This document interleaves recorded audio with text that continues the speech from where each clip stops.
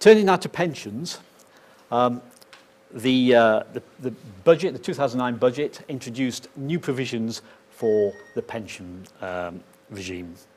And just as a reminder, there are annual limits which an individual can put into their pension fund, provided they've got enough earnings.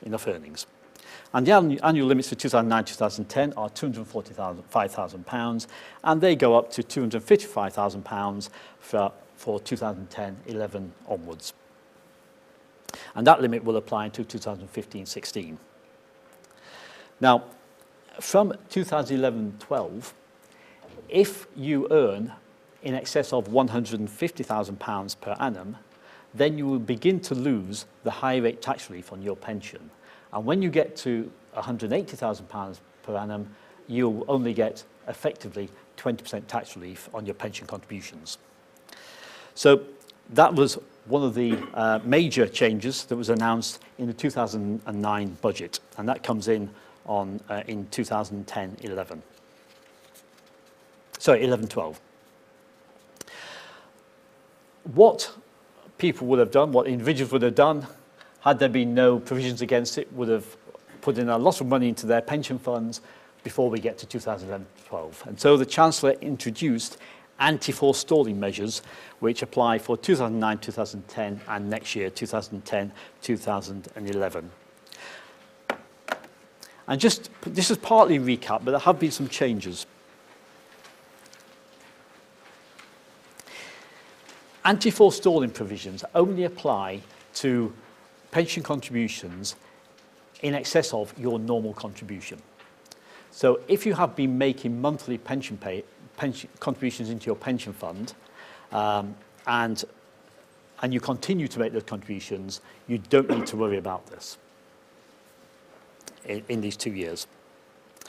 If in fact you decide that I've been paying £1,000 a month into my pension, but because of this I will pay an extra £30,000 this year, then you'll be caught, because it's aimed at the excess contributions over what is normal. A normal pension contribution is anything that is paid either quarterly or more frequently. So it applies to people earning £150,000 or more, and it applies to the further contributions. If your total contributions are £20,000 per annum or less, again, you don't need to worry about these provisions. You're excluded from these provisions. There was quite a debate following the budget this year about people who pay regular contributions, but say every 6 months. Or like many entrepreneurs do, they wait till they see their accounts for the year and then decide what pension to put in, what contribution to make to their pension.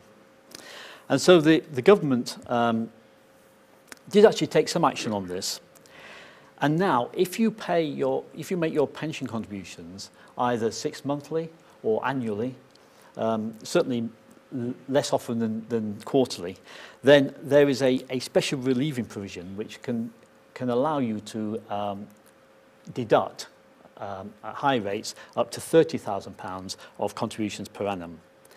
And the way this works is this: that you have to take your 2006-07 contributions, add your 2007-2008 contributions, and your 2008-2009 contributions, and then take the average contribution for those 3 years. If that average is less than £20,000, then you can stop there and don't worry about anything else. If it's more than £20,000, then your contribution that you can make in this tax year is the lower of your average, or £30,000. So if your average comes to £35,000, you can make a contribution of £30,000 and you won't get caught by the anti-forestalling provisions. And if it's £28,000 your average, then you can make £28,000. You can't make 30. So that was a relief for people who pay their pension contributions either annually or 6 monthly or similar. In the pre-budget report yesterday, there were some further provisions introduced. And the first one is that under the previous provisions, contributions made by a company to the pension fund on an employee's behalf were not included in this in the calculation of the £150,000 of earnings. And they've changed that to include them.